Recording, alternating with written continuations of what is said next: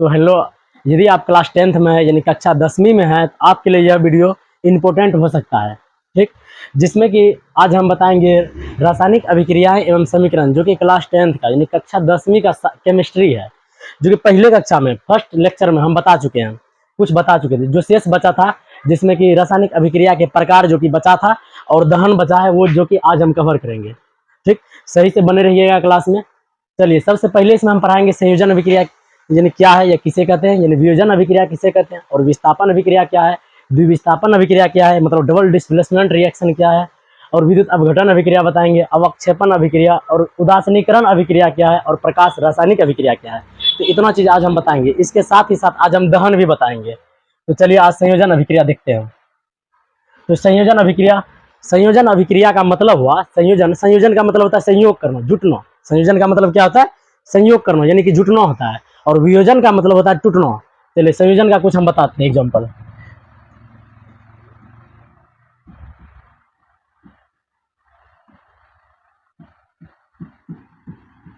संयोजन अभिक्रियाएं, कौन सा अभिक्रिया बता रहे हैं? संयोजन अभिक्रियाएं। संयोजन अभिक्रियाएं उसको कहेंगे जिसमें क्या होता है? संयोग होता है। क्या होता है? संयोग होता है। यानी कि जब दो या दो से अधिक तत्व, क्या बोले हम? जब दो या दो से अधिक तत्व हो या यौगिक हो, आपस में जब संयोग करता है, संयोग मतलब जुटता है, उस अभिक्रिया को ही संयोजन अभिक्रिया कहते हैं। इसमें एक खास क्या होता है, इस साइड यानी दो या दो से अधिक पदार्थ, कितना पदार्थ हम बोले? दो या दो से अधिक पदार्थ मिल करके एक पदार्थ का निर्माण करता है। यानी कि दो या दो से अधिक पदार्थ, जब दो या दो से अधिक पदार्थ मिल करके एक पदार्थ का निर्माण करता है, यानी प्रतिफल यानी प्रोडक्ट जो बनता है, सिर्फ एक पदार्थ बनती है। कितना पदार्थ बनता है? सिर्फ एक पदार्थ, एक पदार्थ।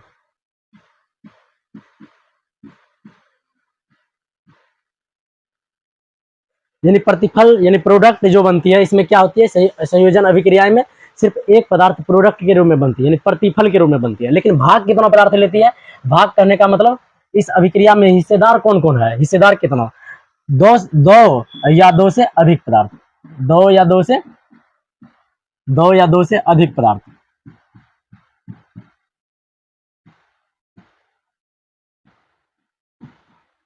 तो देखिए संयोजन अभिक्रिया में क्या होती है, दो, चाहे दो पदार्थ हो या तीन पदार्थ हो या चार पदार्थ हो, अर्थात दो या दो से ज्यादा पदार्थ हो, आपस में मिल करके, आपस में जुट करके एक पदार्थ बनाता है। लेकिन क्या होता है इसमें, जो नया पदार्थ जो बनता है ना, इसका गुण पहले वाले पदार्थ से बिल्कुल भिन्न होता है। क्या हम बोले? संयोजन अभिक्रिया उस अभिक्रिया कहेंगे जिसमें दो या दो से अधिक पदार्थ आपस में मिल करके नए गुण वाले एक पदार्थ का निर्माण करता है। कौन सा गुण वाले? नए गुण वाले एक पदार्थ का निर्माण करती है, उसे क्या कहते हैं? संयोजन अभिक्रियाएं कहते हैं। चलिए एग्जाम्पल कुछ देख लेते हैं। जैसे H2 H लीजिए, H जैसे H2O बनाना है। क्या बनाना है? H2O कहने का मतलब जब जल बनाना है, जल बनाने के लिए क्या लेंगे? एक हाइड्रोजन लेंगे, हाइड्रोजन गैस मतलब H2, और ऑक्सीजन गैस आपस में रिएक्शन करके, अभिक्रिया करके क्या बनाती है? H2O बनाती है। क्या बनाती है? H2O। तो यहाँ पर क्या हो रहा है? कितना पदार्थ? दो पदार्थ। कौन कौन है? एक हाइड्रोजन, एक ऑक्सीजन, यानी कि दो पदार्थ मिल करके एक पदार्थ बना रहा है। कितना पदार्थ? दो पदार्थ मिल करके एक पदार्थ बना रहा है। इसी को तो हम बोलते हैं संयोजन अभिक्रिया। संयोजन अभिक्रिया किसको बोलते हैं? जब दो या दो से ज्यादा पदार्थ, जब दो या दो से ज्यादा पदार्थ मिल करके कितना पदार्थ बनाते हो, यानी दो या दो से अधिक पदार्थ मिल करके कितना बनाता है? सिर्फ एक पदार्थ। कितना पदार्थ? एक पदार्थ। ऐसा हो और गुण इसका क्या हो? पहले वाले पदार्थ से बिल्कुल अलग हो, उसको क्या बोलेंगे? संयोजन अभिक्रिया बोलेंगे। चलिए दूसरा एग्जाम्पल देखते हैं। जैसे कार्बन ऑक्सीजन से अभिक्रिया करके क्या बनाती है? कार्बन डाइऑक्साइड बनाती है। क्या बनाती है? कार्बन डाइऑक्साइड बनाती है। इसी प्रकार से क्लोरीन, क्या? क्लोरीन और हाइड्रोजन, क्लोरीन गैस और हाइड्रोजन गैस, क्या बोले? क्लोरीन गैस और हाइड्रोजन गैस, ये दोनों अभिक्रिया करके, क्लोरीन गैस और हाइड्रोजन गैस आपस में अभिक्रिया करके क्या बनाती है? HCl बनाती है। क्या बनाती है? HCl बनाती है। जब इसको बैलेंस करेंगे तो यहाँ पर 2 आ जाएगा, क्योंकि इधर भी H2 है, इधर भी दो क्लोरीन है, इधर कितना आ जाएगा? यानी कि 2H हो गया और Cl भी 2 हो गया, बैलेंस ही हो गया। ठीक, तो संयोजन अभिक्रिया में क्या इधर देख रहे हैं? दो पदार्थ मिल रहा है, बन कितना रहा है? सिर्फ एक पदार्थ बन रहा है। क्या संयोजन अभिक्रिया में प्रोडक्ट यानी प्रतिफल जो बनते हैं, क्या एक से ज्यादा बन सकती है? संभव नहीं है। यानी एक से ज्यादा पदार्थ नहीं बन सकती है, सिर्फ एक ही बन सकती है। अगर एक से ज्यादा पदार्थ बन गया तो उसको हम संयोजन अभिक्रियाएं नहीं बोलेंगे। ठीक, चलिए एक और एग्जांपल लेते हैं। जैसे सल्फर है, क्या? सल्फर, सल्फर को जब वायु में जलाते हैं यानी ऑक्सीजन में जलाते हैं, क्या बनती है? सल्फर डाइऑक्साइड बनाती है। क्या बनती है? Sulphur dioxide. अब फिर इस सल्फर डाइऑक्साइड को, पुनः इस सल्फर डाइऑक्साइड को, चलिए ये भी संयोजन अभिक्रिया है, क्योंकि दो मिलकर के एक बन रहा है। और ये सल्फर डाइऑक्साइड क्या होती है, फिर ऑक्सीजन में इसको मिला, ऑक्सीजन के साथ में संपर्क कराएंगे, यानी ऑक्सीजन से अभिक्रिया कराएंगे, क्या बनेगा, सल्फर ट्राइऑक्साइड बनेगा। क्या बनेगा, सल्फर ट्राइऑक्साइड। चलिए एक और इसमें बताते हैं, यह सल्फर ट्राइऑक्साइड क्या करती है, फिर ऑक्सीजन से अभिक्रिया, ऑक्सीजन नहीं, सल्फर ट्राइऑक्साइड, जैसे बारिश होती है, वर्षा होती है, तो इसमें क्या जल होती है कि ना, बारिश में जल यानी कि वाटर, यानी जल से अभिक्रिया करके, किससे अभिक्रिया करके, जल से अभिक्रिया करके क्या बनाती है, सल्फ्यूरिक अम्ल बनाती है। क्या बनाती है, सल्फ्यूरिक अम्ल H2SO4। ये जो सल्फर जो होती है ना, सल्फर सल्फर सल्फर कहने का मतलब समझिए, सल्फर डाइऑक्साइड जो गैस है, यह चिमनी, जैसे चिमनी का भट्टी आप लोग देखे होंगे, जिसमें ईंट पकता है, ठीक है ना, ईंट जो पकने वाले चिमनी का भट्टी होता है, उसमें कौन सा गैस निकलता है, उससे व्हाइट कलर का जो निकलता है, उसमें सल्फर डाइऑक्साइड गैस निकलती है। कौन सा गैस निकलती है, सल्फर डाइऑक्साइड। यह सल्फर डाइऑक्साइड गैस जैसे वायुमंडल में जाती है, कहाँ जाती है, वायुमंडल में जाती है। तो वायुमंडल में बहुत सारा क्या है, ऑक्सीजन है, ऑक्सीजन प्रचुर मात्रा में है, ऑक्सीजन से अभिक्रिया करके, यानी कि चिमनी भट्टी से जो गैस निकला, कौन सा गैस, कहाँ से गैस निकला, चिमनी भट्टी से, चिमनी भट्टी से यह गैस निकलता है।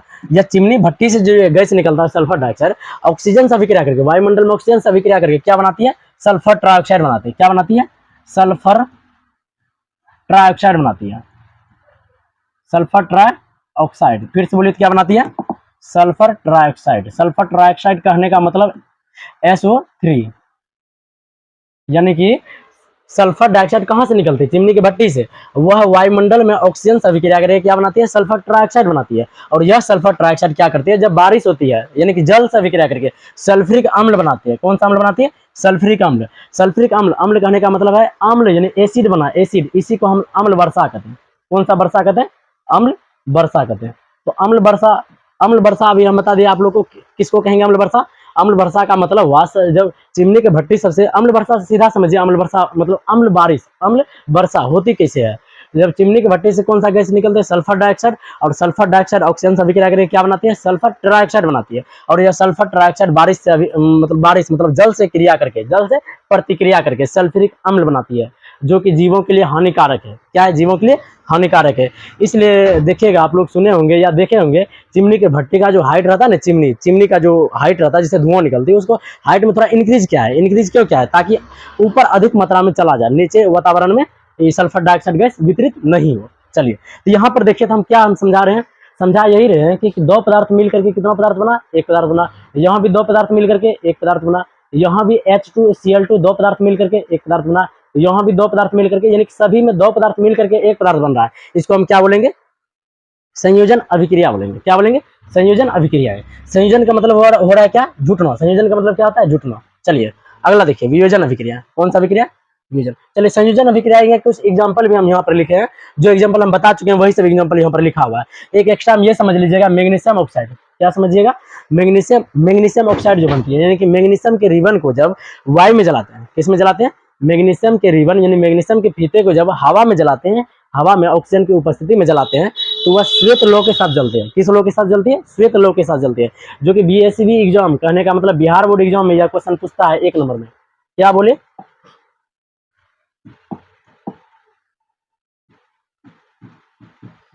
एग्जाम होता है ना BSc बिहार बोर्ड, तो बिहार बोर्ड का एग्जाम होता है BSc, इसमें पूछता है क्वेश्चन। कौन सा क्वेश्चन पूछता है, कौन क्वेश्चन हम बताइए पूछ रहा है, इसमें पूछता है, अधिकतर पूछता है, मैक्सिमम क्वेश्चन पूछने का चांस बनता है। मैग्नीशियम के रिबन को जब वायु में जलाएंगे तो यह किस लौ के साथ जलती है, यानी कि या किसका चूर्ण प्राप्त होता है, तो मैग्नीशियम ऑक्साइड का श्वेत चूर्ण प्राप्त होता है, यानी सफेद चूर्ण किसका प्राप्त होता है, मैग्नीशियम ऑक्साइड का, या तो हम कह सकते हैं मैग्नीशियम का रिबन जो है श्वेत लौ के साथ जलती है। चलिए अगला देखिए, कैल्शियम ऑक्साइड जल से अभिक्रिया करके, क्या बोले, कैल्शियम ऑक्साइड जल से अभिक्रिया करके भगड़ा चूना बनाती है। भगड़ा चूना कहने का मतलब है, यानी कैल्शियम ऑक्साइड को कली चूना बोलते हैं। किस, क्या बोलते हैं, कली चूना। कली चूना वाटर से अभिक्रिया करके, यानी जल से अभिक्रिया करके क्या बनाती है, भगड़ा चूना। भगड़ा चूना करने का मतलब जो हम दीपावली के टाइम में जो पेंट करते हैं, पेंट करने से पहले हम 8 रुपया या 10 रुपये में पैकेट लाते हैं। क्या लाते हैं, पैकेट जो लाते हैं, जो पानी में घोलने के लिए जो पैकेट लाते हैं ना, वो किसका पैकेट रहता है, कैल्शियम ऑक्साइड का रहता है। किसका रहता है, कैल्शियम ऑक्साइड का। यह कैल्शियम ऑक्साइड क्या करते हैं, उसको लेकर के पैकेट को फाड़ करके पानी में डाल देते हैं। पैकेट जो था उसका सूत्र क्या होता है, CaO, कैल्शियम ऑक्साइड। जैसे उसको पानी में हम डाल दिए, खोलने लगता है, खोल करके क्या बनती है, CaOH मतलब भगड़ा चूना। इसी से पेंट करते हैं, क्या करते हैं, सफेदी करते हैं। चलिए अगला देखिए, सोडियम और क्लोरीन अभिक्रिया करके साधारण नमक बनाती है, यानी कि सोडियम क्लोराइड बनाती है। चलिए, संयोजन अभिक्रिया का हम बता दिए, बहुत एग्जांपल बता दिए, इतना एग्जांपल याद रख लीजिएगा, वो काफी हो गया। चलिए अगला देखिए, वियोजन अभिक्रिया।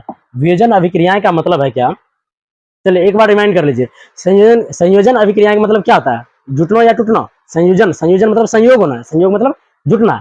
और यहाँ पर अब क्या बता रहे हैं? वियोजन अभिक्रिया। वियोजन का मतलब क्या होता है? अलग होना, टूटना। वियोजन का मतलब क्या होता है? टूटना। चलिए यहाँ पर देखिए, तो वियोजन अभिक्रियाएं या अपघटन अभिक्रिया, वियोजन अभिक्रिया या अपघटन होती है। क्या होती है? वियोजन अभिक्रियाएं या अपघटन अभिक्रियाएं। वियोजन का मतलब क्या है? वियोजन का मतलब टूटना होता है। इसमें क्या होती है? एक पदार्थ तो कितना पदार्थ? वियोजन अभिक्रिया में देखिए क्या होती है। वियोजन अभिक्रियाएं,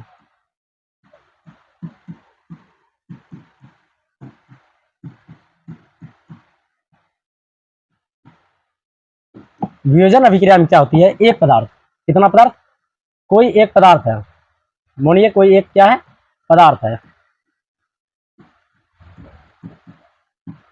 वियोजन अभिक्रिया में क्या होती है? एक पदार्थ जब इसको गर्म करते हैं, यानी एक पदार्थ जो क्या होती है, जब इसको गर्म करते हैं तो कितना पदार्थ बनाती है? कम से कम कितना पदार्थ बनेगा? गर्म करने का मतलब टूटवेन करेगा, टूटेगा कम से कम तो दो पदार्थ बनेगा। कितना पदार्थ बनेगा? दो पदार्थ। अगर कम बनेगा तो दो पदार्थ, क्या दो से ज्यादा भी बन सकती है? हाँ, दो पदार्थ बन सकती है या इससे ज्यादा, या ज्यादा। ज्यादा कहने का मतलब है दो पदार्थ या दो से ज्यादा पदार्थ बन सकती है, या तीन पदार्थ बन सकती है, उसी को हम वियोजन अभिक्रिया कहेंगे। तो इसमें क्या होती है? इसमें भी क्या होती है? इस साइड का गुण, जो एक पदार्थ जो टूटा ना इसका गुण, और जो नया पदार्थ जो बना ना इसका गुण, दोनों का अलग होती है। क्या हम बोले? जो जिस पदार्थ को हम गर्म किए उसका गुण, जो नया पदार्थ बना, प्रोडक्ट जो बना उसका गुण क्या होती है? दोनों अलग होती है। चलिए एग्जाम्पल से समझते हैं।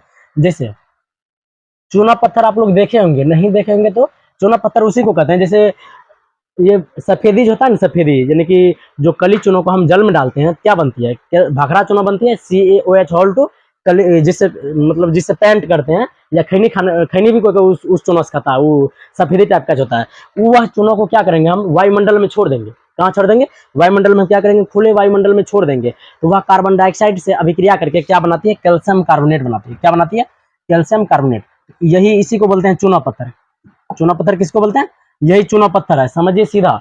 जो चूना होता है, सफेदी जो होता है, वो गीला वाला सफेदी, अगर उसको कठोर होने के लिए छोड़ देंगे, सूखा होने के लिए छोड़ देंगे, पूरा कठोर जब हो जाएगा उसी को बोलेंगे हम चूना पत्थर। क्या बोलेंगे? चूना पत्थर। यही चूना पत्थर देखिए, यही हम चूना पत्थर बता रहे हैं किसमें? वियोजन अभिक्रिया में। जब इस चूना पत्थर को क्या करेंगे? क्या बताए इसमें? गर्म करने के लिए ना, इसको भी हम गर्म करेंगे। जब इस चूना पत्थर को गर्म करेंगे तो क्या बनेगी? जब चूना पत्थर को यानी कैल्शियम कार्बोनेट को जब हम गर्म करेंगे क्या बनेगी? Calcium oxide. क्या? Calcium oxide. और साथ ही साथ कार्बन डाइऑक्साइड गैस का भी निर्माण होता है। फिर से समझिए, एक पदार्थ को गर्म कर रहे हैं, यहाँ पर कौन पदार्थ को गर्म कर रहे हैं? चूना पत्थर को गर्म कर रहे हैं। किसको गर्म कर रहे हैं? चूना पत्थर को गर्म कर रहे हैं। इस चूना पत्थर को जब हम गर्म करते हैं क्या बनेगा? कैल्शियम ऑक्साइड बनेगा और कार्बन डाइऑक्साइड गैस बनती है। ठीक, क्या बोले? चूना पत्थर को गर्म करने से कैल्शियम ऑक्साइड बनती है और कार्बन डाइऑक्साइड गैस बनती है। ये एक पदार्थ टूट करके कितना पदार्थ बन रहा है? दो पदार्थ बना ना, दो पदार्थ बन रहा है। इसको हम क्या बोलेंगे? देखिए, तो एक पदार्थ टूट करके दो पदार्थ बना, इसको हम क्या बोलेंगे? वियोजन अभिक्रिया। क्या बोलेंगे? वियोजन अभिक्रिया। चलिए एक और एग्जाम्पल इसमें ले लेते हैं। जैसे KClO3, KClO3, के मतलब हो गया पोटासियम, ClO3 मतलब होता है क्लोरेट। तो पूरा इसका नाम क्या हो गया? Potassium chlorate. Potassium chlorate. क्या बोले? के मतलब पोटासियम, ClO3 मतलब क्लोरेट, तो क्या इसका पूरा नाम हो गया? Potassium chlorate. Potassium chlorate. फिर से बोलिए तो, पोटासियम क्लोरेट। इस पोटासियम क्लोरेट को भी जब गर्म करेंगे क्या बनेगा? सोचिए तो क्या बनेगा? पोटासियम क्लोरेट को जब गर्म करेंगे तो क्या बनेगा?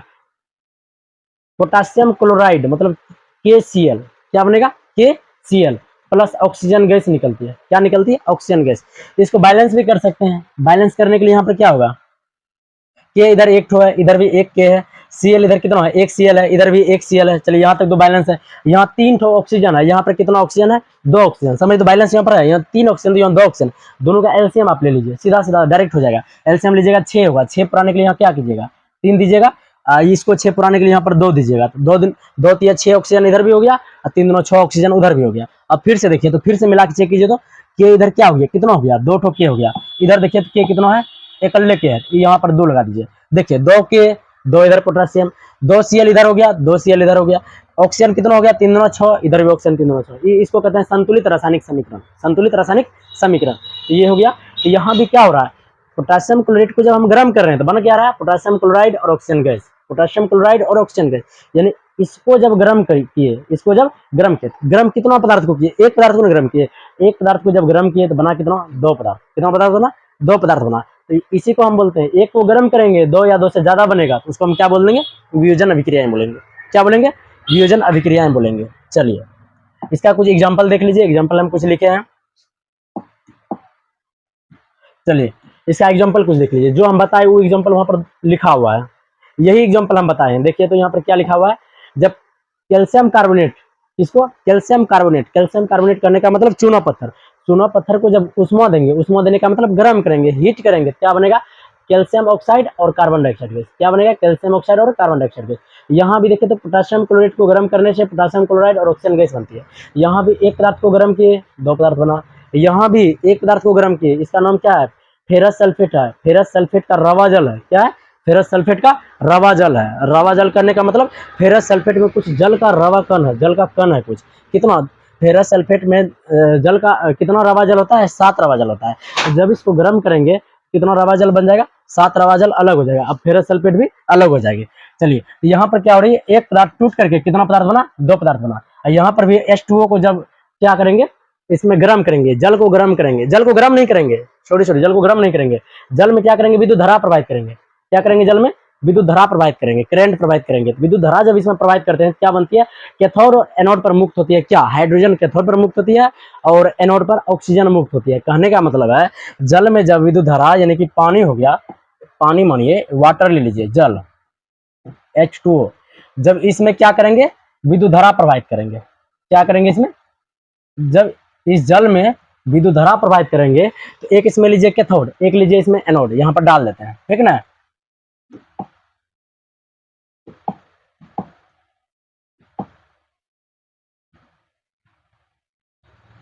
चलिए एक ले लेते हैं कैथोड, एक ले लेते हैं एनोड।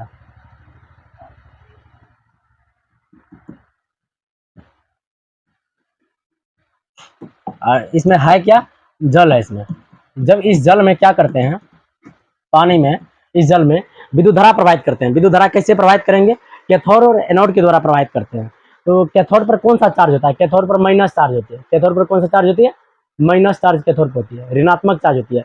और एनोड पर, इसको मानिए कैथोड, ये क्या है, कैथोड, कैथोड, और ये क्या है, एनोड है यार, क्या है यार, एनोड। कैथोड पर क्या होती है, धातु मुक्त होती है। कैथोड पर कैसा चार्ज होता है, ऋणात्मक चार्ज होता है। हाँ, एनोड पर कैसा चार्ज होता है, धनात्मक होती है। एनोड पर कैसा चार्ज होता है, धनात्मक।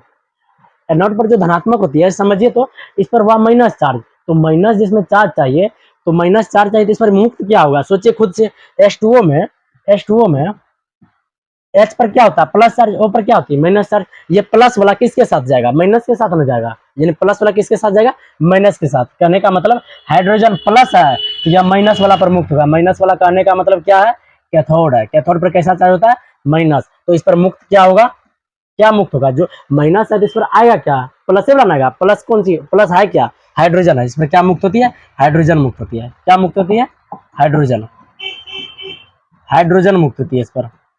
चलिए एनोड पर क्या मुक्त होती है, एनोड, एनोड कैसा होता है चार्ज में, धनात्मक, एनोड धनात्मक होती है। और धनात्मक जब होती है तो ऑक्सीजन पर कैसा चार्ज है, ऋणात्मक है, ऋणात्मक वाला इस पर मुक्त होगा। कहने का मतलब है यहाँ पर कैसा चार्ज है, धनात्मक चार्ज है, इसलिए यहाँ पर क्या मुक्त होगा, ऑक्सीजन मुक्त होगा। क्या मुक्त होगा, ऑक्सीजन, ऑक्सीजन मुक्त होती है। किस पर ऑक्सीजन मुक्त होती है, एनोड पर, एनोड पर ऑक्सीजन मुक्त होती है। और कैथोड पर धन, बड़ा आवाज, कैथोड पर क्या मुक्त होती है, कैथोड पर हाइड्रोजन मुक्त होती है और एनोड पर ऑक्सीजन मुक्त होती है। चलिए अगला देखिए, कौन सा, अगला विस्थापन अभिक्रिया। कौन सा अभिक्रिया अगला है, विस्थापन अभिक्रिया। तो विस्थापन अभिक्रिया किसको बोलेंगे, विस्थापन अभिक्रिया किसको बोलेंगे, विस्थापन का मतलब क्या हो गया, एक तत्व किसी दूसरे तत्व को क्या करता है, भगा देता है, हटा देता है। क्या बोले, एक कोई तत्व है दूसरे तत्व को क्या करता है, उसके यौगिक से हटा देता है। हटा देने का मतलब क्या हो गया, विस्थापित कर देना, उसी को हम बोलेंगे विस्थापन अभिक्रिया। विस्थापन अभिक्रिया जैसे देखिए समझिए, जैसे जैसे कोई एक ए है, कोई एक क्या है, ए तत्व है, ए तत्व है। यहाँ पर मानिए एक बी और सी मिला हुआ एक यौगिक है।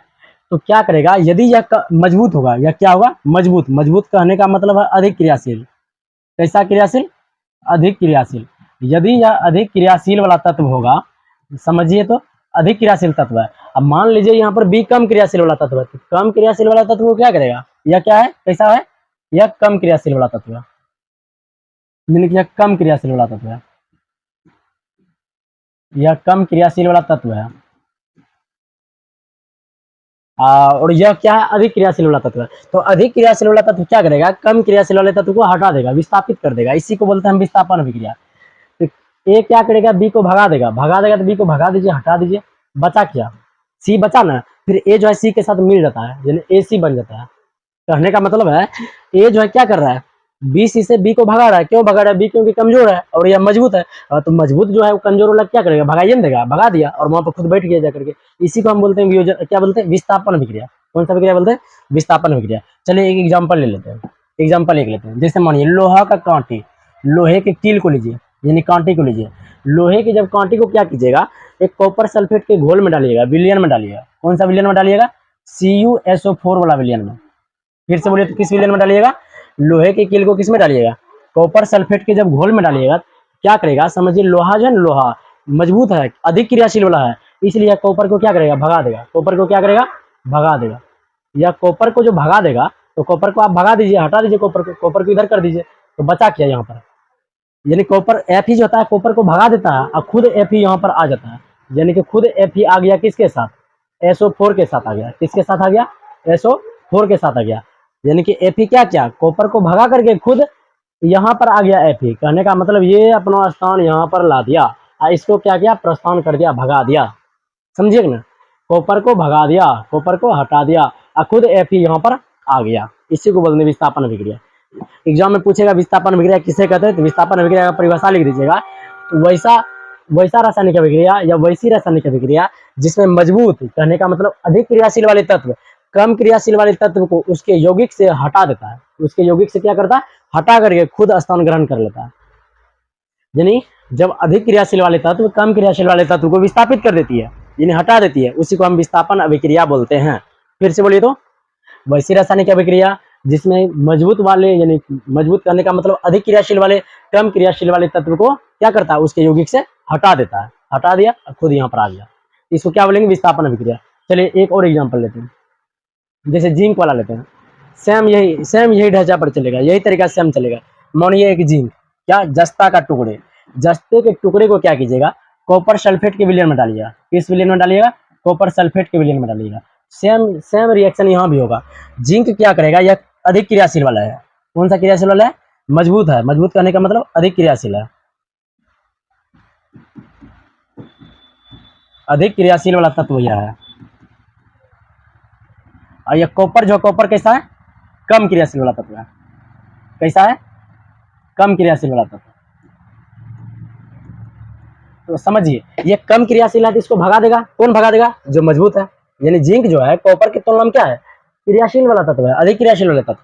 और ये कमजोर है और यह मजबूत है, तो मजबूतवा क्या करेगा, कमजोर वाले को भगा देगा। भगा दीजिए कमजोर वाले को, कमजोर वाले को यहाँ पर लिख दीजिए। तो और मजबूत वाले क्या करेगा, मजबूत खुद जो है इसके साथ आ जाएगा। मजबूत कहने का मतलब है क्रियाशीलता है, अधिक क्रियाशीलता वाला तत्व है। तो यह क्या करेगा, Zn किसके साथ आ जाएगा, इसके साथ आ जाएगा, SO4 के साथ। लेकिन पहले से SO4 के साथ था कौन, कॉपर था, कॉपर को हटा दिया। इसी को हम क्या बोलेंगे, विस्थापन अभिक्रिया बोलेंगे। चलिए, यानी डिस्प्लेसमेंट रिएक्शन बोलते हैं। क्या, कौन सा रिएक्शन, इंग्लिश में डिस्प्लेसमेंट। चलिए विस्थापन अभिक्रिया बता दिए, इसका एग्जाम्पल भी यहाँ पर हम लिखे हैं। यानी लोहे के कील को किसमें डालेंगे, जब लोहे के कील को किसमें डालेंगे, लोहे के कील मतलब कांटे को कॉपर सल्फेट के विलयन में डालते हैं, क्या होती है यानी कि लोहे की कील कॉपर को क्या करती है, अलग कर देती है। जिंक भी कॉपर को क्या करती है, विस्थापित कर देती है। कॉपर भी Ag को क्या करती है, विस्थापित कर देती है। मैग्नीशियम भी लोहे को क्या करती है, विस्थापित। क्यों, देखिए ये दोनों में, ये मैग्नीशियम और फेरस में, फेरस सल्फेट में जो फेरस है यानी लोहा है, ये दोनों में ये क्रियाशील और अधिक क्रियाशील है, ये कम क्रियाशील है। और यही लोहा यहाँ पर क्या है, अधिक क्रियाशील है, यहाँ पर कम क्रियाशील है। इसलिए किसी को हम डायरेक्टली नहीं बोल सकते हैं वह कम क्रियाशील है या अधिक क्रियाशील है। वहां पर तुलना किया जाता है। तुलना करने का मतलब कंपेरिजन। कंपेरिजन हम कर रहे हैं लोहे को किससे, कॉपर से। लोहे का कॉपर से जब कंपेरिजन करेंगे ना, तो दोनों में ये मजबूत होगा, ये कमजोर होगा। जब जिंक का कॉपर के साथ करेंगे तो जिंक मजबूत होगा और कॉपर क्या होगा, कमजोर होगा। और कॉपर का जब Ag के साथ करेंगे तो क्या होगा, जब कॉपर का एजी के साथ करेंगे तो क्या होगा, कॉपर मजबूत होगा, एजी कमजोर होगा। जब मैग्नीशियम मैग्नीशियम और लोहा का देखेंगे, मैग्नीशियम और लोहा में देखेंगे तो मैग्नीशियम क्या होती है, मजबूत होती है, यानी क्रियाशीलता वाला तत्व है या कम क्रियाशीलता वाला तत्व है। चलिए अगला देखिए, डबल डिस्प्लेसमेंट रिएक्शन, कहने का मतलब द्विविस्थापन अभिक्रिया। कौन सा अभिक्रिया है, द्विविस्थापन अभिक्रिया। द्विविस्थापन अभिक्रिया में क्या होती है, इसमें दो यौगिक, क्या बोले, चलिए जितना हम बताएं एक बार फिर से देख लीजिए, तो तब द्विविस्थापन अभिक्रिया फिर मतलब जस्ट द्विविस्थापन अभिक्रिया हम बताते हैं, एक बार देख लीजिए। सबसे पहले हम क्या बताइए, संयोजन अभिक्रिया। इसमें क्या होती है, दो पदार्थ मिलकर के कितना पदार्थ बनाती है, एक पदार्थ बनाती है। दो पदार्थ मिलकर के कितना पदार्थ बनाती है, एक पदार्थ बनाती है। चलिए अगला क्या बताइए हम, एक मानिए ए बी नाम का कोई पदार्थ है, ए बी नाम का क्या है, एक कोई पदार्थ है। जब इसको गर्म करेंगे दो पदार्थ बनाएगा, कितना पदार्थ बनाएगा, दो पदार्थ। इसको हम क्या बोलेंगे, एक पदार्थ टूट करके वियोजित हो रहा है तो वियोजन अभिक्रिया बोलेंगे, और यहाँ पर संयोग हो रहा है तो इसको क्या बोलेंगे, संयोजन अभिक्रिया बोलेंगे। एक और बताइए कौन सा अभिक्रिया, विस्थापन अभिक्रिया। कौन अभिक्रिया हम बताइए, विस्थापन। तो विस्थापन में क्या हो रही है, यानी कि ए को मोड़िए, यहाँ पर दो पदार्थ ले लीजिए, दो पदार्थ ने एक यौगिक ले लीजिए, कौन सा यौगिक लीजिए, बीसी वाला यौगिक लीजिए। तो क्या करेगा, ए जो है बी को हटा देगा, यानी कि मानिए यदि एक अधिक क्रियाशील है बी के तुलना में, तो बी को क्या करेगा, हटा देगा, विस्थापित कर देगा। क्या करेगा, विस्थापित, और खुद ए सी के साथ आ जाएगा, यानी ए सी बन जाएगा। समझे कि नहीं समझे, ये तीनों अभिक्रियाएं जस्ट बता दिए। चलिए चौथा अभिक्रिया समझिए, चौथा में क्या होती है, चौथा कहने का मतलब है द्विविस्थापन अभिक्रिया। द्विविस्थापन अभिक्रिया में क्या होती है, कौन सा अभिक्रिया, द्विविस्थापन, द्विविस्थापन अभिक्रियाएं।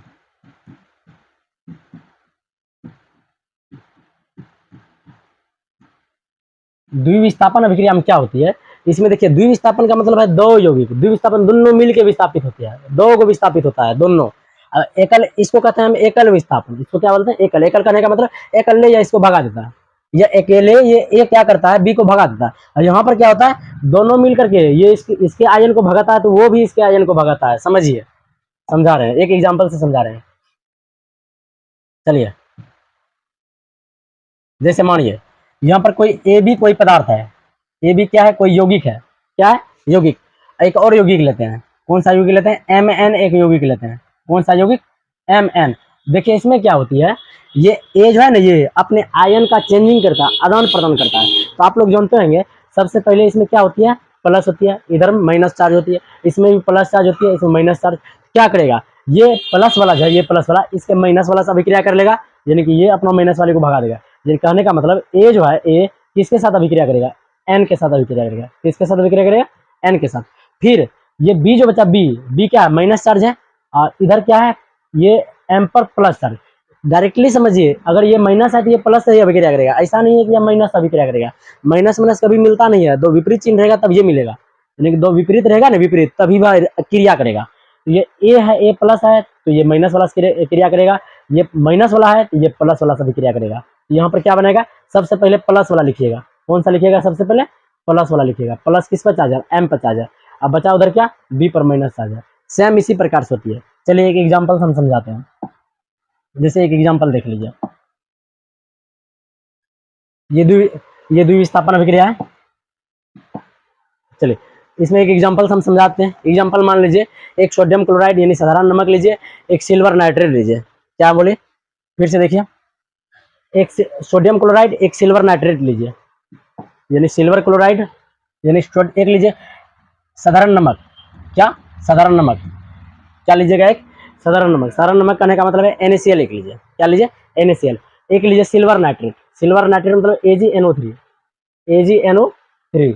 दो पदार्थ हम ले लिए, दो यौगिक ले लिए, एक कौन सा ले लिए, सोडियम क्लोराइड, एक लिए सिल्वर नाइट्रेट। यानी कहने का मतलब है ये साधारण नमक है, ये सिल्वर नाइट्रेट है। इसमें क्या होती है, तो आप लोग हम पहले बता दिए, पहले वाला पर क्या चार्ज होती है, प्लस, सेकेंड वाला पर क्या चार्ज होता है, माइनस। इसमें भी यौगिक जो बना है इस पर प्लस चार्ज होती है, इस पर कौन सा चार्ज होता है, माइनस चार्ज होती है। इसमें से देखिए ये प्लस है, हम बता दिए दोनों विपरीत रहेगा तब ये आपस में मिलेगा। विपरीत करने का मतलब है इसमें प्लस है, इससे जो आयन का चेंजिंग करेगा, क्या प्लस वाला के साथ मिलेगा, वो नहीं मिलेगा, माइनस वाला के साथ मिलेगा। कहने का मतलब है यहाँ पर क्या बनाएगा, NaNO3 बनाएगा। क्या बनाएगा, NaNO3 बनाएगा, NaNO3 बनाएगा। चलिए अब बचा क्या देख लीजिए, तो बचा क्या, इधर बचा Cl, क्या बचा, Cl माइनस वाला, इधर प्लस वाला ले लीजिए। प्लस करने का मतलब Ag इधर से ले लीजिए। हमेशा प्लस वाला को पहले लिखते हैं, धनात्मक को पहले लिखते हैं और ऋणात्मक को बाद में लिखते हैं। चलिए यहाँ पर एग्जांपल हम किसका बता दिए, double displacement reaction. Double displacement कहने का मतलब है यहाँ पर दोनों मिल करके रिएक्शन करेगा, दोनों मिल करके आयनों का चेंजिंग करेगा, आदान प्रदान करेगा। आज जो एकल विस्थापन बताए थे उसमें क्या हो रहा था, एक तत्व अकेले तत्व क्या कर रहा था, विस्थापित कर रहा था, मतलब हटा रहा था। और यहाँ पर दो यौगिक यानी एक ये यौगिक हो गया, एक ये यौगिक हो गया, दोनों यौगिक क्या करता है, अपने आयनों का क्या करता है, चेंजिंग करता है। चेंजिंग करने का मतलब आयनों का आदान प्रदान करता है, ठीक है ना। यहाँ पर देखिए तो ये आयन हो गया, तो ये दोनों यौगिक हो गया, दोनों यौगिक क्या कर रहा है, अपने आयन का चेंजिंग कर रहा है, आदान प्रदान कर रहा है। उसी को हम बोलेंगे double displacement reaction. Double displacement reaction करने का मतलब द्विविस्थापन अभिक्रिया बोलेंगे, ठीक। जैसे ये विस्थापन अभिक्रिया है, विस्थापन अभिक्रिया में क्या हो रहा है, देखिए तो एक पदार्थ क्या कर रहा है, इसके यौगिक से अकेले हटा रहा है। और द्विविस्थापन में देखिए क्या हो गया, यहाँ पर द्विविस्थापन में क्या हो रहा है, डबल पदार्थ यानी द्विविस्थापन में यहाँ पर देखिए डबल पदार्थ यानी दो यौगिक अपने आयन का चेंज कर रहा है, आदान प्रदान कर रहा है। कुछ एग्जांपल हम यहाँ पर लिखे हैं, देखिए NaCl AgNO3, NaCl AgNO3, यहाँ पर खुद से आप बनाइए तो Na पर प्लस चार्ज, इस पर माइनस चार्ज, इस पर प्लस चार्ज, इस पर माइनस चार्ज, क्या करेगा, Na प्लस ये वाला माइनस दोनों मिल जाएगा। देखिए NaNO3 यहाँ पर लिखा हुआ है, ये वाला माइनस है तो ये वाला प्लस वाला ले लेगा, यानी AgCl बना लेगा। AgCl का सफेद अवक्षेप, ये एग्जाम में 100% हमेशा बार बार पूछता है, एग्जाम में पूछता है कि यानी AgCl का सफेद अवक्षेप यानी AgCl का कलर कैसा होता है, यानी कि AgCl का रंग कैसा होता है। और AgCl जो है एक सफेद अवक्षेप है, क्या है, अवक्षेप है। और किस रूप में होता है, ठोस रूप में। अवक्षेप हमेशा ठोस रूप में होती है, अवक्षेप हमेशा किस रूप में होती है, ठोस रूप में। इसका रंग कैसा होता है, याद रखिएगा इसका रंग कैसा होता है, इसका रंग होती है ना सफेद होता है, सफेद रहता है। और किस रूप में होता है, ठोस रूप में होता है, ठीक। एग्जाम में मैक्सिमम अधिकतर एग्जाम में क्वेश्चन नहीं पूछता है। चलिए एक और एग्जांपल देख लीजिए, बेरियम क्लोराइड या सोडियम सल्फेट, बेरियम क्लोराइड और सोडियम सल्फेट। यहाँ पे देखिए तो इसमें प्लस मान लीजिए, इसमें माइनस मान लीजिए, यहाँ भी प्लस मान लीजिए, माइनस मान लीजिए। देखिए ये बेरियम क्या करेगा, प्लस है तो माइनस से रिएक्शन करेगा, या माइनस है तो किससे रिएक्शन करेगा, प्लस से, सीधा समझिए। यदि प्लस वाला है तो माइनस के साथ रिएक्शन करेगा, अगर माइनस वाला है तो प्लस के साथ। इसी को हम द्विविस्थापन कहते हैं। द्विविस्थापन कहने का मतलब है दोनों आयन चेंजिंग करना, दोनों आयन का आदान प्रदान करना, यानी कि अदल बदल करना। कहने का मतलब ये आयन अपना आयन इसको दे देगा, ये अपना आयन किसको दे देगा, इसको दे देगा। सेम कीजिए, चलिए Ba यहाँ प्लस ना है, ये माइनस वाला आयन इसको मिला दीजिए, यानी BaSO4 बन जाएगा, बेरियम सल्फेट बन जाएगा।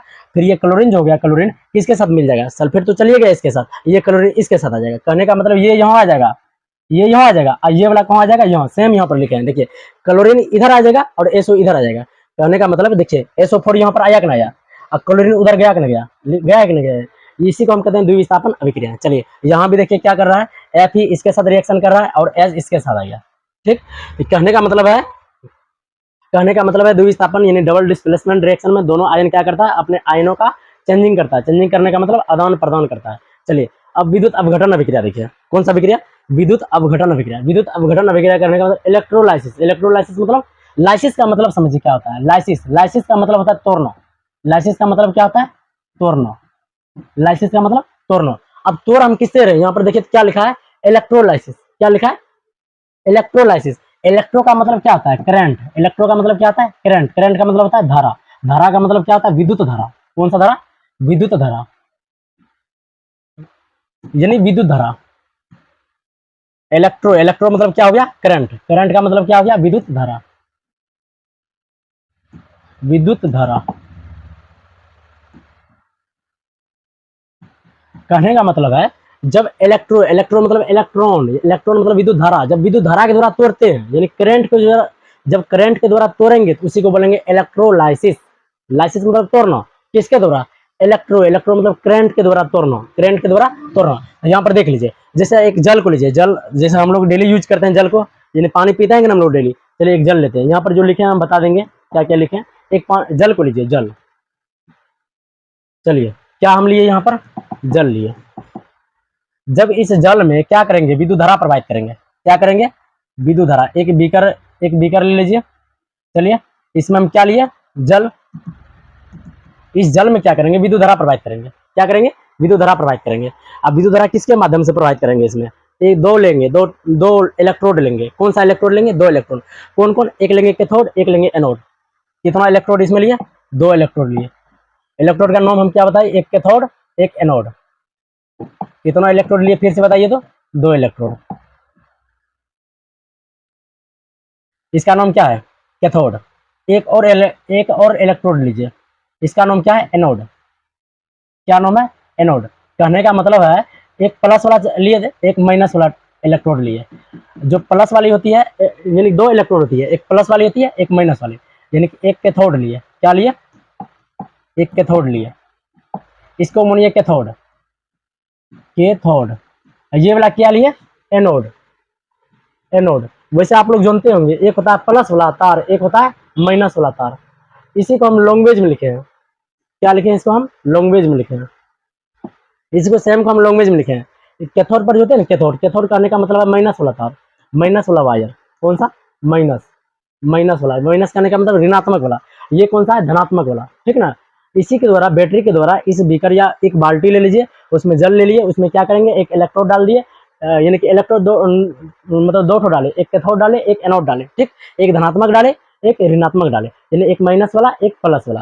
तो इसमें जो है सीधा समझिए, हम जस्ट बताए हैं माइनस वाले के साथ कौन आएगा? प्लस वाला आएगा माइनस वाले के साथ, ये माइनस है। अब जो भी यौगिक होता है, यौगिक यानी कि यौगिक, इसमें सीधा समझिए, जो पहले वाला होता है ना वो प्लस होता है, अब बाद में होता है ना माइनस होता है। ये प्लस वाला, जो प्लस वाला, ये किसके साथ जाएगा? इसके साथ जाना पसंद करेगा या इसके साथ जाना पसंद करेगा? विपरीत होना चाहिए जाने के लिए। क्या होना चाहिए? विपरीत। विपरीत कहने का मतलब ये माइनस है तो ये प्लस, ठीक ना। प्लस वाला इसके साथ नहीं जाएगा क्योंकि सेम हो गया, किसके साथ जाएगा? इसके साथ जाएगा, ठीक ना। ये हाइड्रोजन किस पर मुक्त होगा? कैथोड पर क्या मुक्त होगा? हाइड्रोजन मुक्त होगा। कैथोड पर क्या मुक्त होगा? हाइड्रोजन। और एनोड पर क्या मुक्त होगा? एनोड पर ऑक्सीजन मुक्त होगा। ऑक्सीजन किस पर मुक्त होगा? एनोड पर।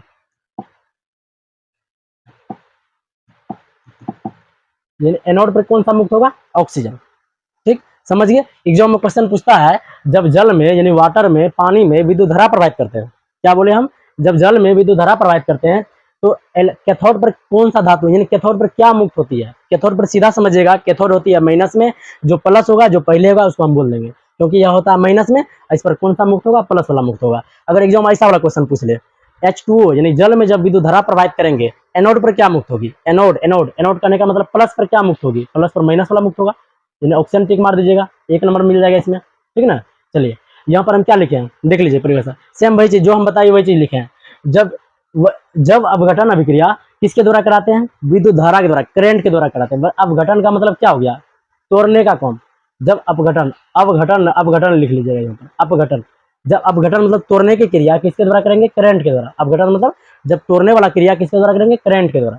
यानी कि जब अपघटन अभिक्रिया विद्युत धारा के द्वारा कराई जाती है तो उसी को बोलेंगे विद्युत अपघटन अभिक्रिया। क्या बोलेंगे? विद्युत अपघटन अभिक्रियाएं बोलेंगे, ठीक ना। यानी कि इलेक्ट्रोलाइसिस, लाइसिस मतलब तोड़ना, किसके द्वारा तोड़ना? इलेक्ट्रो मतलब करंट के द्वारा तोड़ना।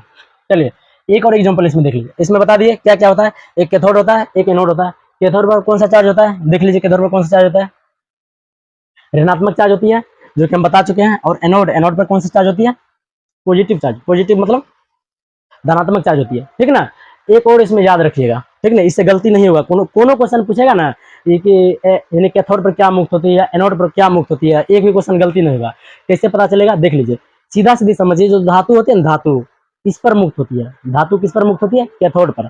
जो शेष बच गया वो धातु किस पर मुक्त होती है? एनोड पर मुक्त होती है। क्या हम बोले? फिर से बताइए तो, धातु होती है किस पर मुक्त? कैथोड पर। और धातु जो गया किस पर मुक्त होती है? एनोड पर। बस एक एग्जांपल, एक इसमें एक्सेप्शन आता है, क्या? हाइड्रोजन। हाइड्रोजन जो कि अधातु है, क्या है? हाइड्रोजन अधातु है, लेकिन यह धातु के जैसा बिहेव करता है तो अधातु, लेकिन इस पर पॉजिटिव चार्ज होता है। अब पॉजिटिव किसका लक्षण है?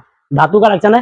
धातु की तरह बिहेव करता है, इसलिए धातु की तरह बिहेव जो करता है, बताइए हम क्या बोले? धातु इस पर मुक्त होता है। धातु नहीं है तो बिहेव तो करता है ना धातु की तरह, बिहेवियर तो करता है धातु की तरह, इसलिए कैथोड पर मुक्त होगा, ठीक ना। शेष जो बच गया ऑक्सीजन किस पर मुक्त होगा? एनोड पर मुक्त होगा। चलिए, खुद से बताइए, एक एग्जांपल हम लिखते हैं। जैसे मानिए Al2O3, Al2O3, Al2O3 करने का मतलब है aluminium oxide. Aluminium oxide, aluminium oxide में देखिए, ये देखिए, ये क्या है? Al धातु है।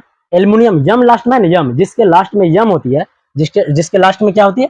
यम होती है, वही धातु कहलाता है। वह क्या कहलाता है? धातु, धातु कहलाता है। देखिए, यम वाला धातु कहलाता है। देखिए, एल्यूमिनियम, एल्यूमिनियम में यम है, धातु है। और धातु हम बता दें किस पर मुक्त होती है? कैथोड पर। और शेष जो बच गया किस पर मुक्त होती है? एनोड पर। उससे भी न समझिएगा तो ऐसे समझ लीजिए, जो पहला होगा उसमें टिक कौन सी मार देंगे?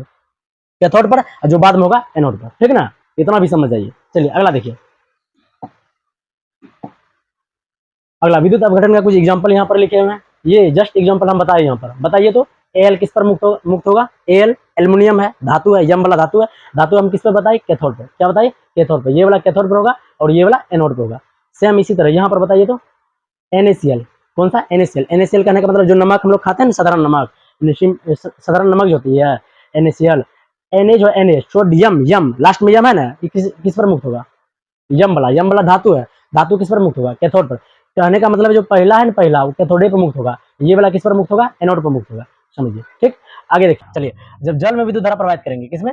जल, पानी में जब विद्युत धारा प्रवाहित करेंगे तो H जो है हाइड्रोजन, हाइड्रोजन किस पर मुक्त होती है? हाइड्रोजन जो कि पहला लीटर है, हाइड्रोजन जो कि धनात्मक चार्ज होती है, किस पर मुक्त होगी बताइए तो? कैथोड पर होती है। और ऑक्सीजन किस पर मुक्त होती है? एनोड पर मुक्त होती है। यहाँ भी चलिए, ये वाला एग्जांपल नहीं पढ़िएगा, ये काट देते हैं ये वाला, ये नहीं है विद्युत अपघटन वाला, ये कुछ और यहाँ पर लिखा गया है, कुछ एरर है। चलिए अगला देखिए, चलिए अगला अवक्षेपण अभिक्रिया। कौन सा अभिक्रिया है? अवक्षेपण अभिक्रिया।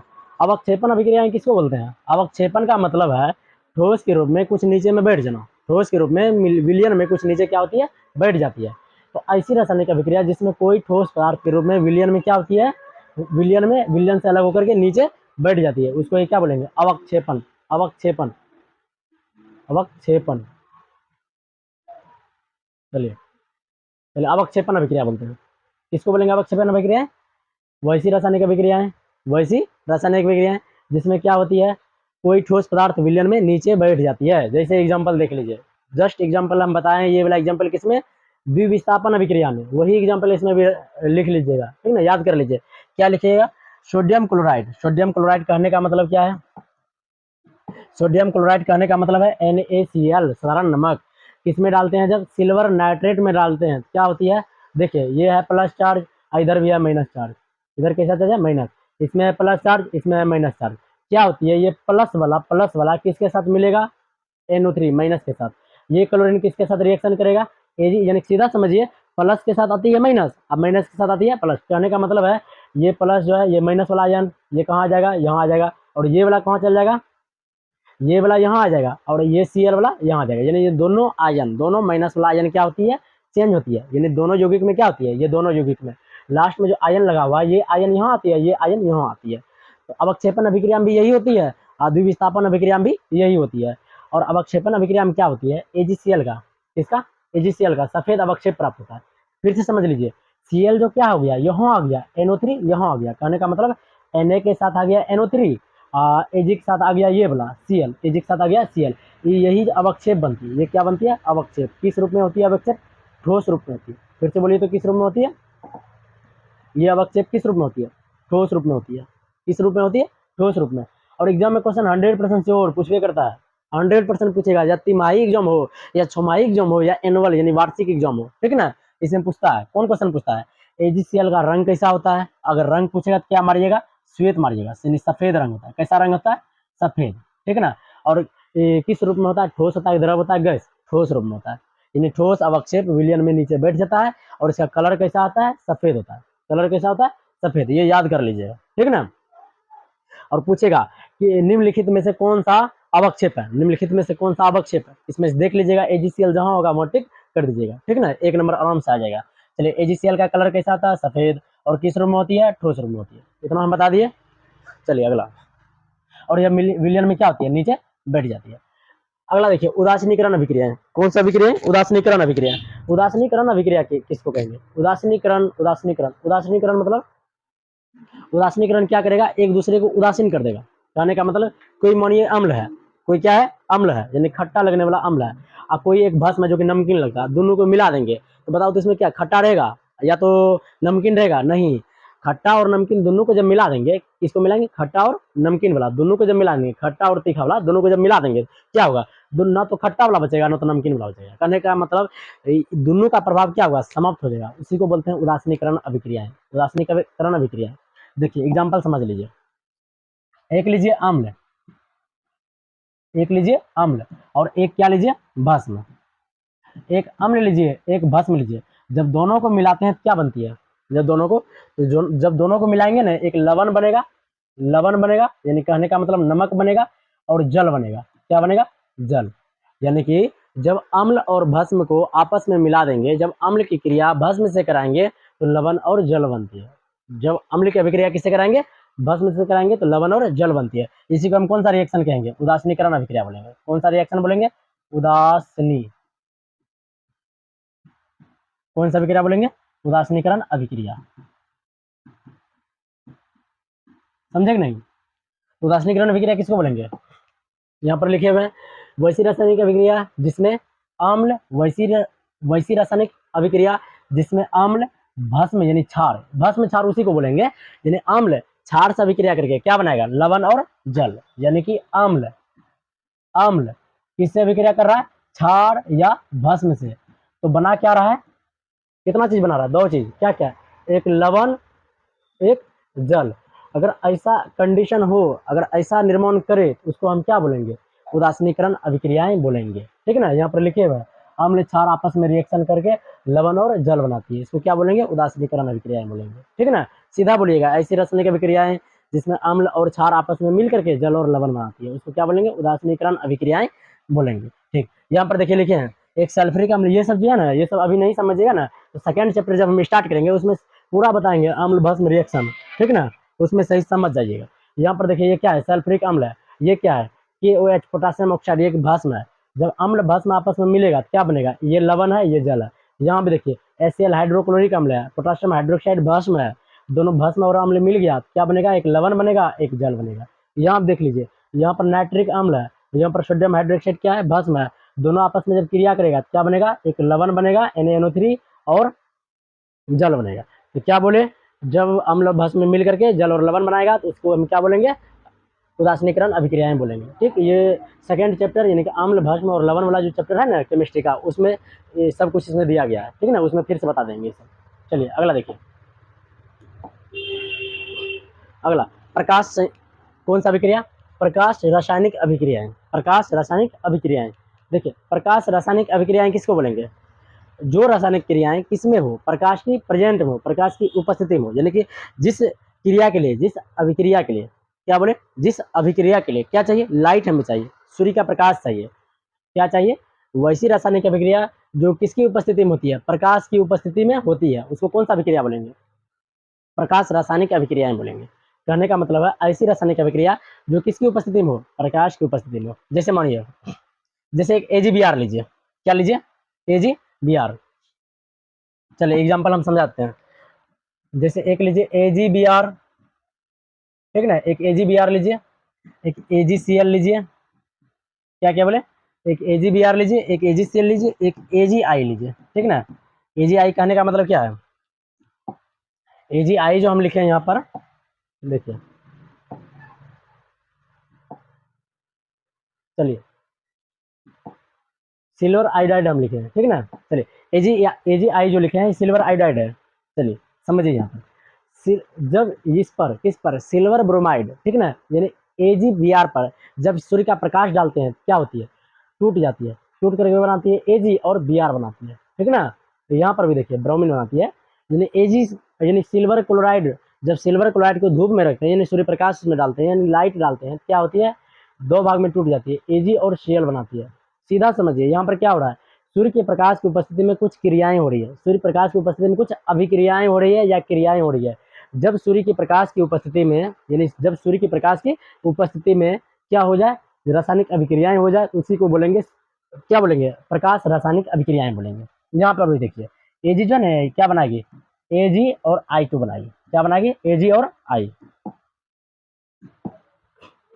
देखिए Ag और I2 यहाँ पर बनाएगा। ठीक ना? याद रख लीजिएगा Ag I2। यहाँ पर थोड़ा मिस्टेक किया है, यानी 2 लगेगा। ठीक है ना? यानी AgBr पर जब क्या करेंगे? सूर्य प्रकाश डालेंगे तो Ag में टूटेगा और Br2 में टूटेगा। AgCl पर जब सूर्य का प्रकाश डालेंगे तो Ag में टूटेगा और Cl2 में टूटेगा। AgI में जब प्रकाश डालेंगे यानी सिल्वर आयोडाइड के ऊपर जब सूर्य का प्रकाश डालेंगे क्या होगा? Ag में टूटेगा और I2 में टूटेगा। ठीक है ना? आयोडीन में टूटेगा। चलिए एक और एग्जाम्पल इसमें समझिए, जी बहुत VVI एग्जाम्पल यह है। कौन सा एग्जाम्पल? एक लीजिए हाइड्रोजन, एक लीजिए क्लोरीन। ये दोनों एक ऐसा है, हाइड्रोजन क्लोरीन ऐसा तत्व है, दोनों को जो अंधेरे कमरे में, जैसे यहाँ पर मुझे लाइट सब बंद कर देंगे, वैसे तो रात ही अभी है, रात का टाइमिंग है, यहाँ पर हम रख देंगे। ठीक है ना? जब ये AgCl को एक साथ मिला देंगे ना, रिएक्शन नहीं करेगा। क्या नहीं करेगा? कोई क्रिया नहीं होगा। सेम यही चीज को क्या कीजिए? रिपीट कीजिए। धूप में क्या कीजिए? दिन में, सवेरे मॉर्निंग में, यानी किसी भी टाइम में धूप में क्या कीजिए? दोनों को मिला करके रख दीजिए, तो बनेगा क्या? HCl बनेगा। क्या बनेगा? HCl बनेगा। कहने का मतलब है क्या कहने का मतलब है, हाइड्रोजन और क्लोरीन अंधेरे में अभिक्रिया नहीं करती है, लेकिन सूर्य के प्रकाश की उपस्थिति में यह क्रिया करके क्या बनाती है, HCl बनाती है। ठीक है ना, क्या बनाती है, HCl बनाती है। यानी कि हाइड्रोजन और क्लोरीन अंधेरे में रिएक्शन करती है नहीं, कहाँ पर रिएक्शन करती है, सूर्य प्रकाश में। जो सूर्य के प्रकाश की उपस्थिति में रिएक्शन करता है उसको कौन सा अभिक्रिया बोलेंगे, प्रकाश रासायनिक अभिक्रिया बोलेंगे। कौन सा अभिक्रिया बोलेंगे, प्रकाश रासायनिक अभिक्रिया बोलेंगे। फिर से बोलिए तो, प्रकाश रासायनिक अभिक्रिया। समझे कि नहीं, ठीक। चलिए अगला देखिए, अगला देख लीजिए। अब लास्ट ही बचा है, थोड़ा सा बचा है, देख लीजिए। ये भी ऑक्सीकरण और अवकरण बचा है। ठीक, सीधा समझिए ऑक्सीकरण का मतलब क्या था, क्या हम बताने वाले हैं, ऑक्सीकरण और अवकरण। फिर से बोलिए तो, ऑक्सीकरण और अवकरण। देखिए ऑक्सीकरण का क्या मतलब होता है, ऑक्सीकरण का मतलब ऑक्सीजन के साथ अभिक्रिया करना, यानी कि कोई तत्व, चलिए लिख देते हैं। इसमें क्या होती है, कोई तत्व हो या कोई यौगिक हो, कोई तत्व हो या कोई यौगिक हो, यदि वह ऑक्सीजन से अभिक्रिया कर रहा है तो उसको कौन सा अभिक्रिया बोलेंगे, ऑक्सीकरण अभिक्रिया बोलेंगे। कौन सा अभिक्रिया बोलेंगे, ऑक्सीकरण अभिक्रिया बोलेंगे, ऑक्सीकरण अभिक्रिया बोलेंगे। ठीक है ना, क्या हम बताएं, जब कोई तत्व या यौगिक ऑक्सीजन से अभिक्रिया करती है तो कौन सा अभिक्रिया कहलाती है, ऑक्सीकरण अभिक्रिया कहलाती है। सेम इसी प्रकार से, सेम समझ लीजिए, जब किसी तत्व या यौगिक के साथ ऑक्सीजन नहीं है, अब क्या अभिक्रिया करती है, समझिए। यह किसी तत्व या यौगिक के साथ यदि कौन अभिक्रिया करता है, यदि कार्बन डाइऑक्साइड नहीं, हाइड्रोजन, क्या, हाइड्रोजन। यदि तत्व या यौगिक के साथ यदि हाइड्रोजन अभिक्रिया करती है तो इसको कौन सा अभिक्रिया बोलेंगे, अवकरण अभिक्रिया। फिर से बोले तो, अवकरण अभिक्रियाएं। ठीक ना, यानी कि ऑक्सीजन से अभिक्रिया करे तो ऑक्सीकरण अभिक्रियाएं, यदि हाइड्रोजन से अभिक्रिया करे अवकरण अभिक्रियाएं। फिर से बोलिए तो, यदि तत्व या यौगिक ऑक्सीजन से अभिक्रिया करे तो ऑक्सीकरण अभिक्रियाएं, और यदि तत्व या यौगिक हाइड्रोजन से अभिक्रिया करती है तो कौन सा अभिक्रिया कहलाती है, अवकरण अभिक्रिया कहलाती है। ठीक, तो इतना हम बता दिए। चलिए इसमें कुछ और बता देंगे। ये जो होती है ना, देखिए एक और डायरेक्टली समझ लीजिए, जब यौगिक से हाइड्रोजन जब मुक्त होती है उसको भी हम बोलते हैं ऑक्सीकरण अभिक्रिया, और जब यौगिक से ऑक्सीजन मुक्त होती है, यानी कि यौगिक से जब ऑक्सीजन निकलती है तो उसको भी बोलेंगे हम अवकरण अभिक्रिया। चलिए ऑक्सीकरण और अवकरण अभिक्रिया नेक्स्ट पार्ट जो निकालेंगे, नेक्स्ट पार्ट जो एक वीडियो और बनाएंगे लेक्चर, जिसमें हम फिर से ये वाला बता देंगे। ठीक है ना, कुछ एग्जाम्पल भी इसमें करवा देंगे, जो कि नेक्स्ट लेक्चर जल्द मिलेगा। ठीक है ना।